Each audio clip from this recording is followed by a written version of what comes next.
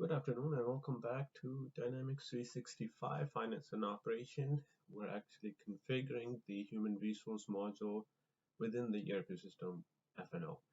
So last time we actually finished talking about the employee setup, some of the fields within the employee as you go into the employee itself. For instance, in Ahmed Barnett, we talked quite a bit about all these different fields.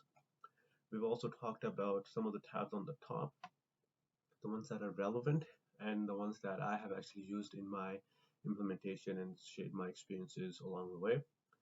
Today we're going to shift towards the human resource and contractors. So there's nothing new in the contractors, to be honest. If you go into the contractors and you see that they're all these guys are active, you have a very simple and a standard view, a view that you have seen before for an active employee who is on a salary or even who's on an hourly basis, but they are an active employee that reside within the organization.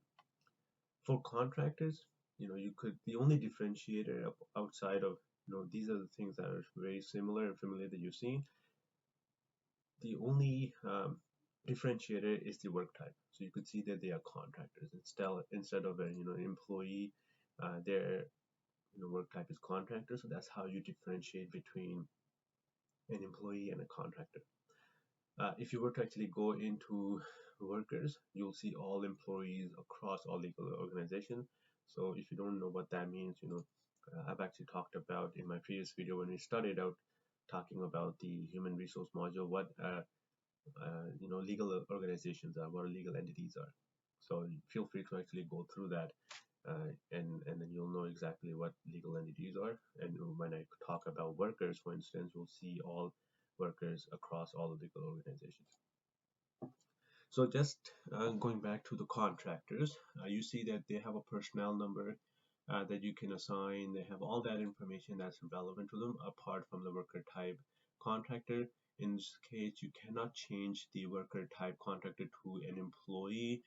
What you would need to do is actually terminate this contractor first and then rehire them as an active employee. So you can't really interchange between one another because the system simply just doesn't allow you to do that.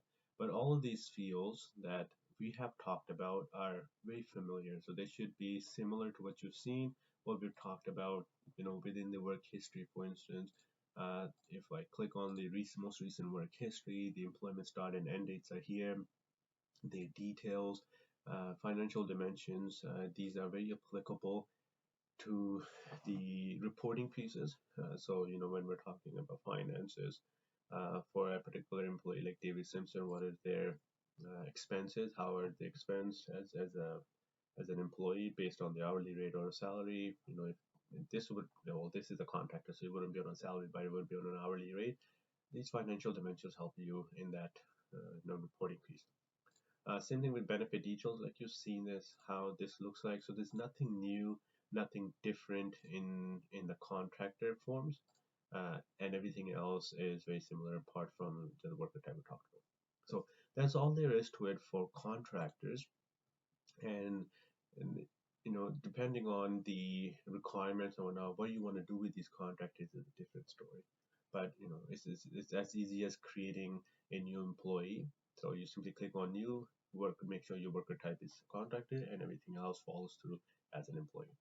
So let's go into the workers again, just to give you a quick highlight before we actually call it a night for us, and then we'll talk about other things, other stuff within the HR module in the next video. So as you could see, when I clicked worker, there are a lot more workers here than you would have imagined, which basically means that these are all legal entities. See, so you see up here that these are all workers, meaning they're active employees from across all legal entities. So it's just not USMF. There are a bunch of other legal organizations or legal entities that are within the ERP system, and all employees in that are being presented in this list.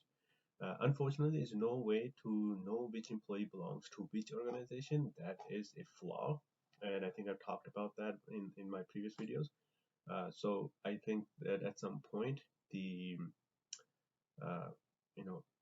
Microsoft would want to change this around, but in my previous implementation, what I had done was to create a new field, as simple as that. So create a new field, link that up to a legal organization, and that way the employees or the HR would know which legal entity is actually paying this particular employee if they want to use this more than they would want to use the employee section of the HR module. Okay, so with that, I'll call it a day for us. It's a short video. I just wanted to touch base on contractors and talk a little bit about the workers again. And in our next video, we're going to start talking about some of the exciting things, like past workers. That's very useful to know how that works. We'll talk about how you even terminate an employee and they end up in past workers, and then pending workers. We talked a little bit about that too in the next videos as we go along. And we have a lot to cover, to be honest. We're going to go through every single one of these sub modules within the HR. So stick around. You'll learn a lot from these videos. I'm more than happy to help out with you getting into this line of work. If you need some guidance or whatnot, shoot me a message or a comment, and I'm more than happy to get in touch with you.